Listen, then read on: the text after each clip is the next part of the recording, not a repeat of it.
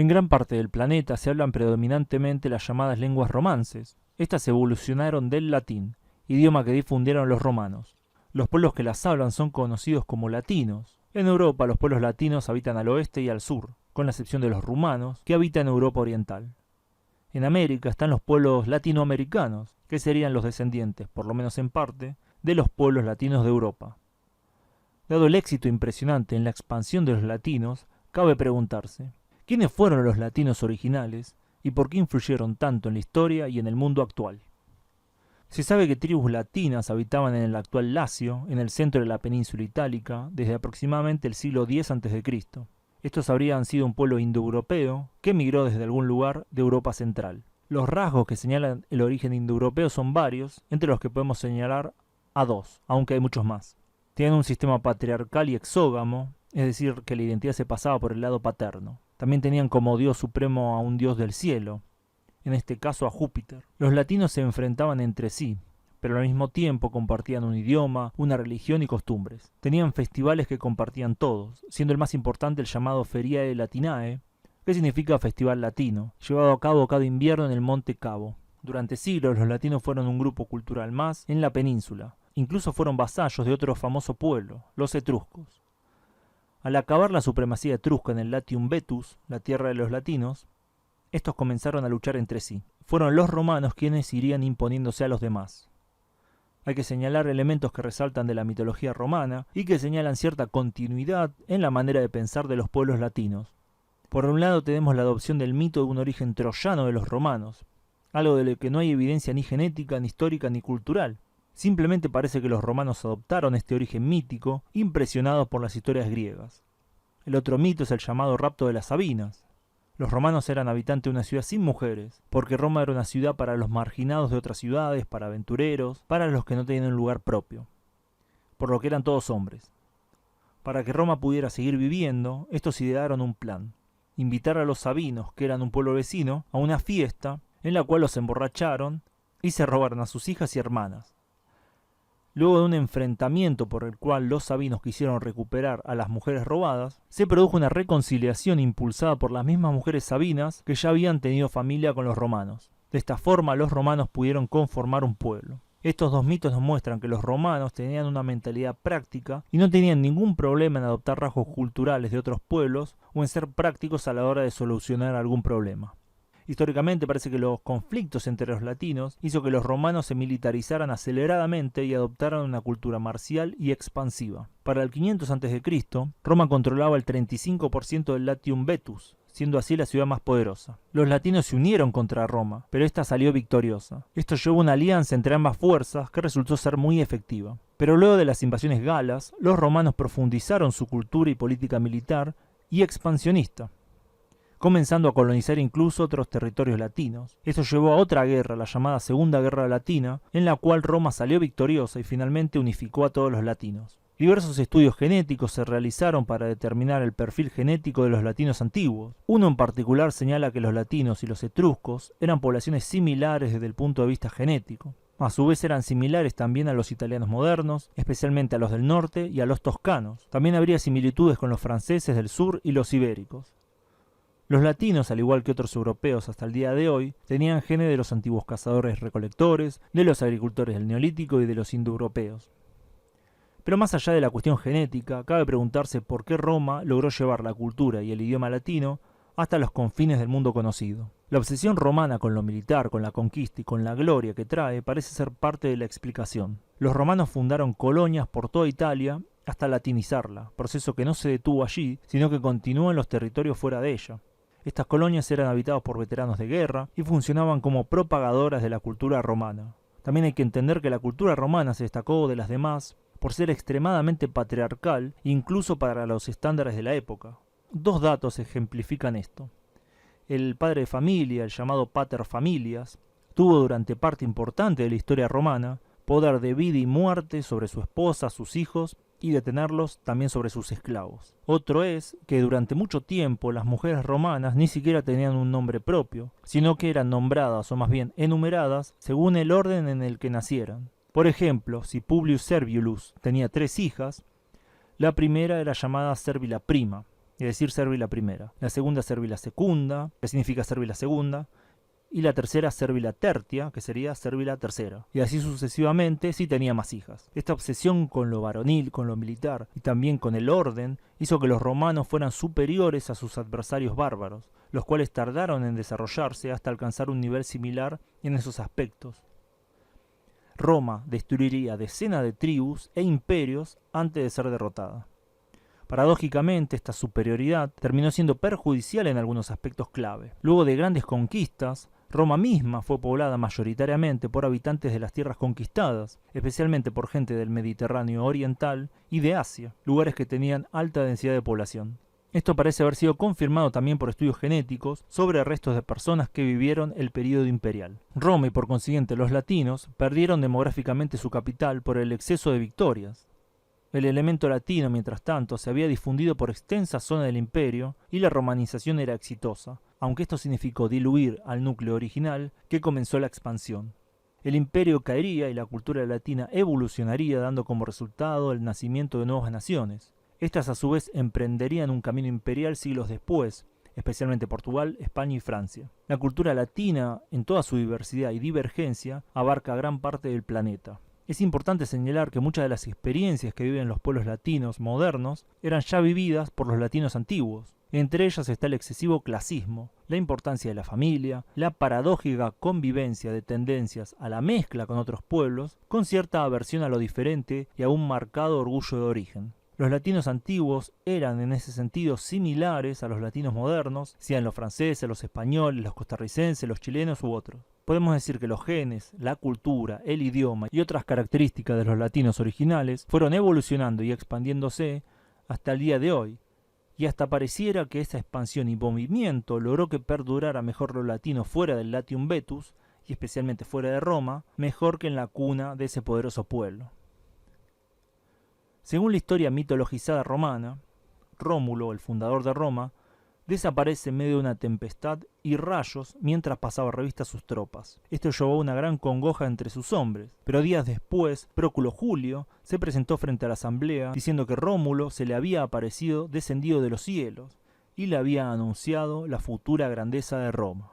Habrá que ver si los pueblos latinos seguirán manteniendo parte del legado de su más destacado exponente y finalmente conquistarán al mundo.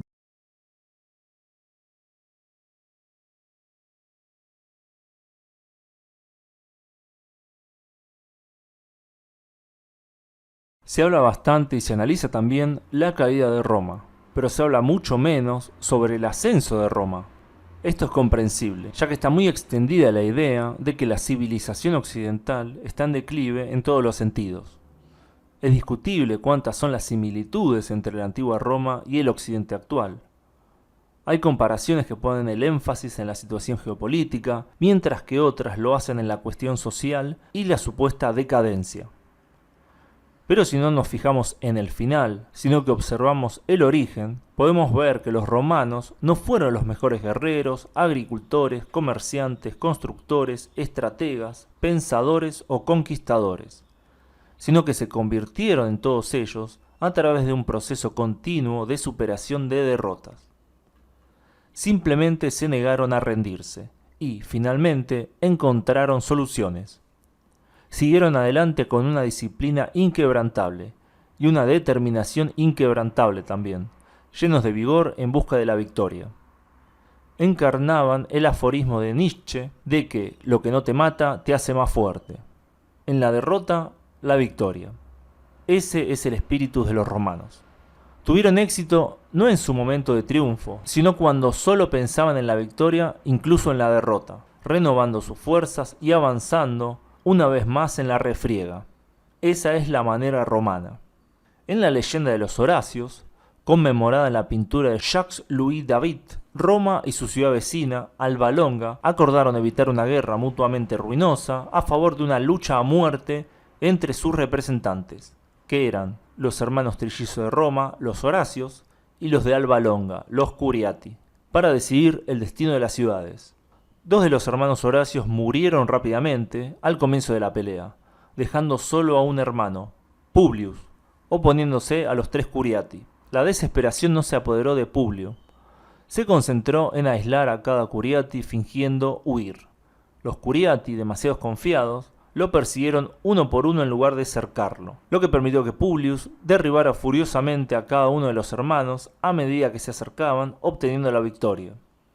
Hasta el último hombre, los romanos afinaron su enfoque, hicieron ajustes y abrazaron la pelea. Estos atributos de un héroe, la firme determinación frente a la derrota, reaparecen una y otra vez en el folclore romano.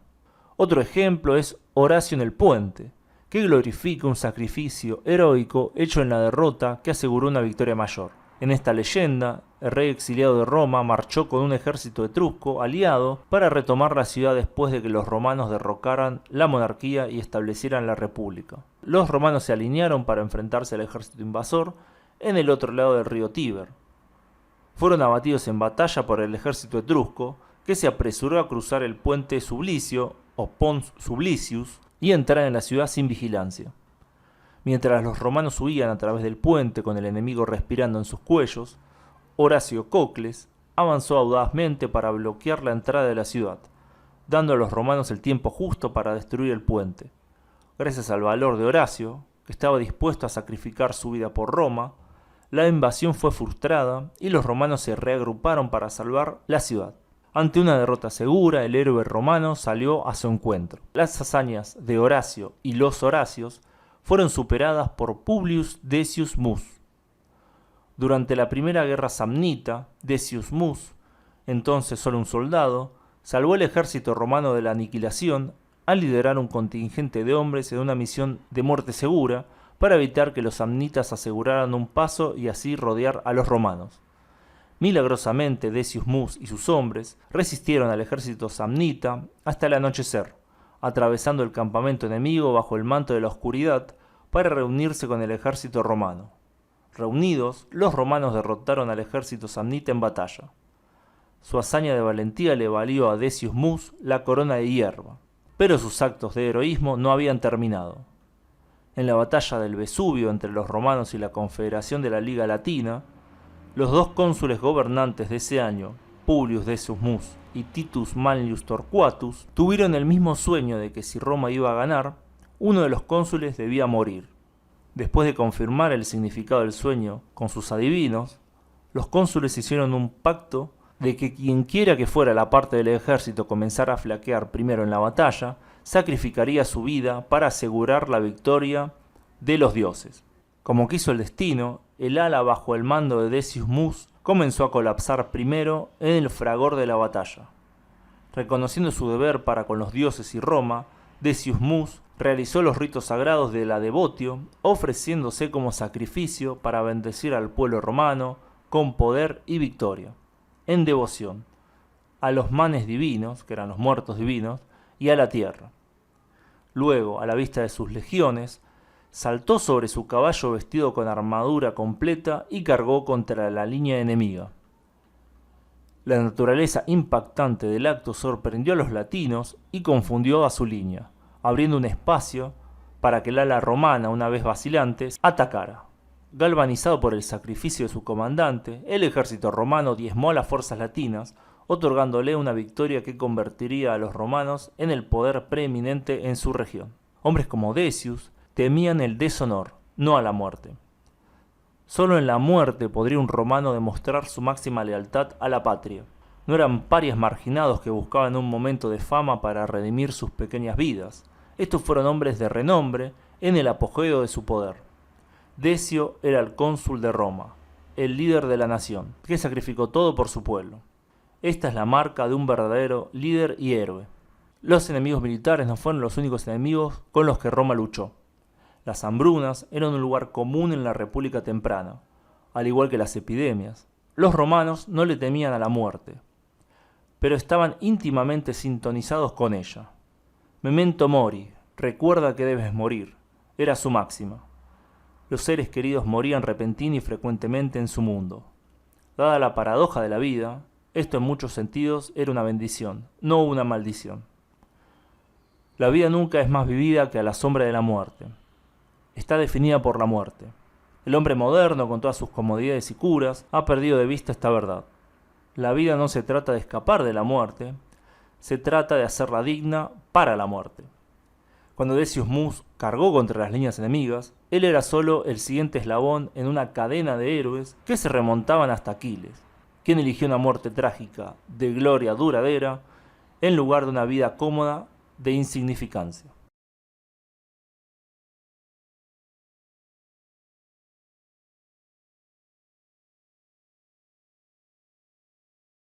Estaba viendo el mapa de Huntington acerca de las civilizaciones, cómo él las clasificó, cómo puso a cada país en cada una de estas civilizaciones. Lo que me llama la atención como latinoamericano, como argentino, es que dejó a Latinoamérica fuera de la civilización occidental.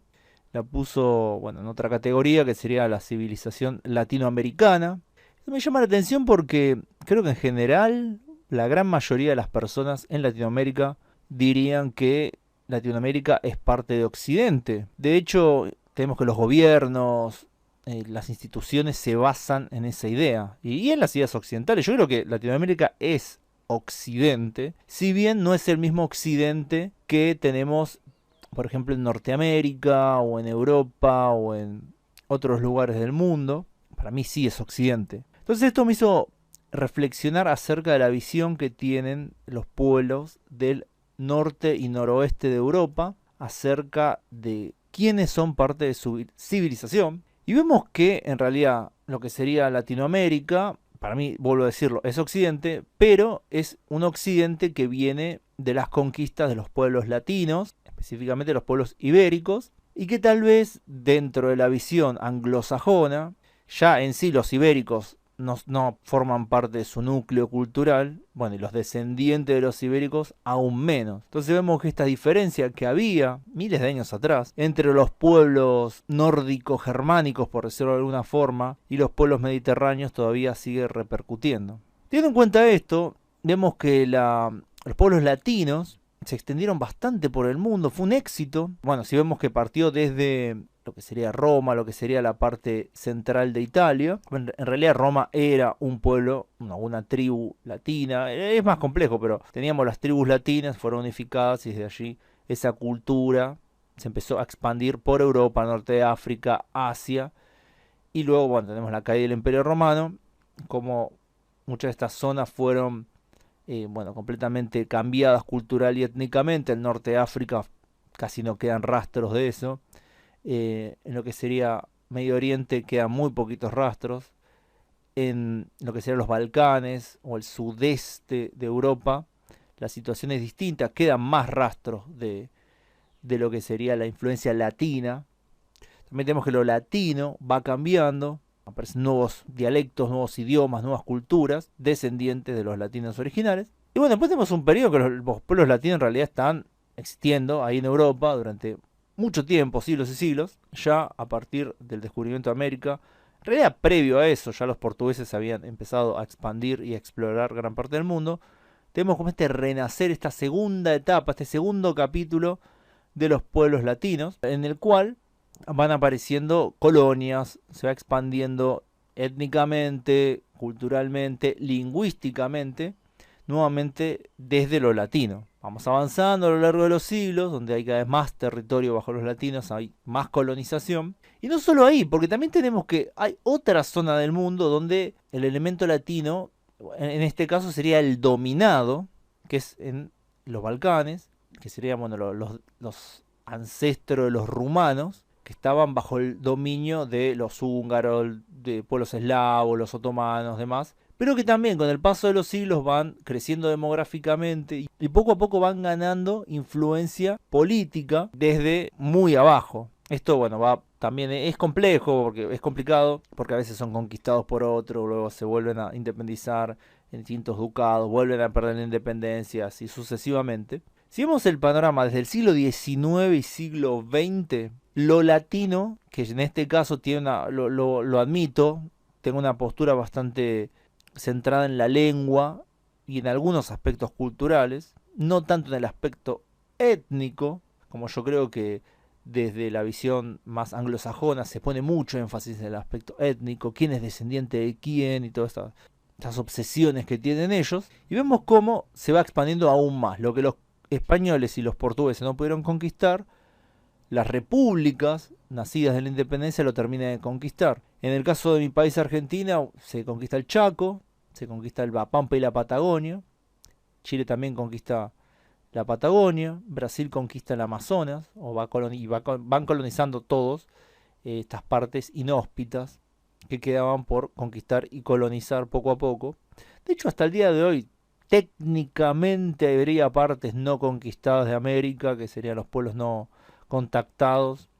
Técnicamente la conquista nunca terminó, de manera similar como la guerra de Corea nunca terminó. Entonces vemos como el siglo XIX es un siglo en el cual se va completando el mapa para acercarnos a donde estamos hoy. Siglo XX, ya el mapa está prácticamente completo en Latinoamérica. Pero, perdón, me olvido, la otra parte, ¿cómo me voy a olvidar? De los franceses también, otro pueblo latino. También se expande por el mundo y lleva consigo sus ideales, su variación de lo latino. Y tenemos que, como consecuencia de eso, gran parte de África habla francés, un idioma romance. Como consecuencia de la conquista de los portugueses también en África, tenemos que hay dos países también donde se habla un idioma romance, que son Angola y Mozambique. Entonces gran parte de África habla idiomas latinos, idiomas romances. Eso se olvida muchas veces porque se habla mucho de Latinoamérica, la lengua española, pero si lo vemos más ampliamente lo latino, también África es en gran parte latina, por lo menos en la parte lingüística. Y yo creo que también en la parte cultural, dada la influencia de Francia, poco a poco va a ir cambiando esa cultura, en donde se pueda y en donde no. Aunque también Francia está cambiando, influida por África, su movimiento para los dos lados.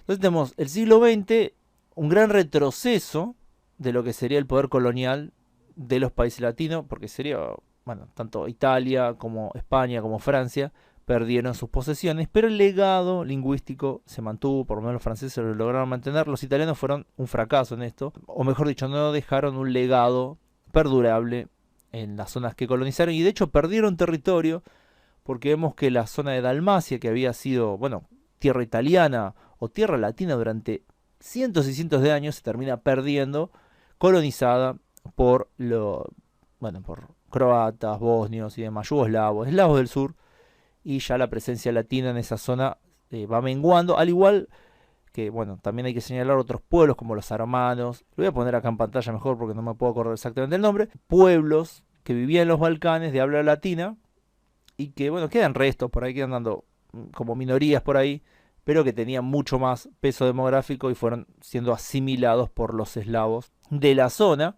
Bueno, entonces tenemos tanto expansión en algunas zonas como pérdidas en otras zonas. El gran ganador de esta expansión latina en Europa fue Rumania, hay que decirlo. Rumania fue un éxito. El pueblo rumano, distintas vertientes, estaba sometido generalmente, pero por distintos acontecimientos, también no lo estoy desmereciendo a los rumanos, pero señalar que hubo una confluencia de factores que los ayudó, no creo que es desmerecerlos. No solo es que aparece Rumania, sino que su idioma, que era en gran parte eslavo, no era solamente descendiente del latín, sino en gran parte había absorbido palabras eslavas de otros pueblos de la zona, se termina estandarizando, algo muy similar a lo que pasó en Francia y otros países, Alemania también, se termina estandarizando y se reemplaza muchas de estas palabras eslavas por palabras italianas o francesas. Se busca latinizar aún más el idioma, que fue un éxito. Rumania es un éxito de este renacer de los pueblos romances y latinos en el este de Europa, y vemos que parte de ese territorio pasa a Rumania. Hubo un montón de intercambio de territorio, conquistas, en el siglo XX, no siglos muy lejanos, sino en el siglo XX. Y hoy tenemos que inclusive la posibilidad de que Rumania y Moldavia se unifiquen. Cada vez es más fuerte esa posibilidad. Y podría ser algo que veamos en nuestra vida. Por otro lado, tenemos que las últimas zonas que no se habían colonizado por parte de los pueblos latinos, pero yo también tomo a los pueblos latinos, tomo a los eurolatinos y a los latinoamericanos. Yo creo que son ambos latinos, son vertientes de lo mismo, con la misma fuente, vienen desde la misma fuente, lejanamente, pero vienen.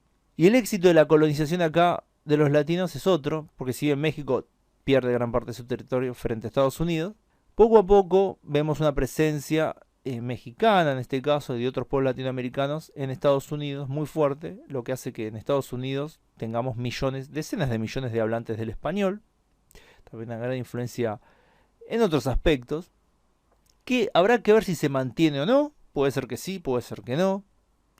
Yo veo que la asimilación de Estados Unidos es muy exitosa, en general saben asimilar a los pueblos, y habrá que ver si esto es una excepción, si hay una excepción con esto o no, o a la larga también terminan asimilándolo y se pierda este idioma, se use más el inglés, o se use el inglés exclusivamente. Más al norte tenemos a Quebec, donde también la situación no es clara.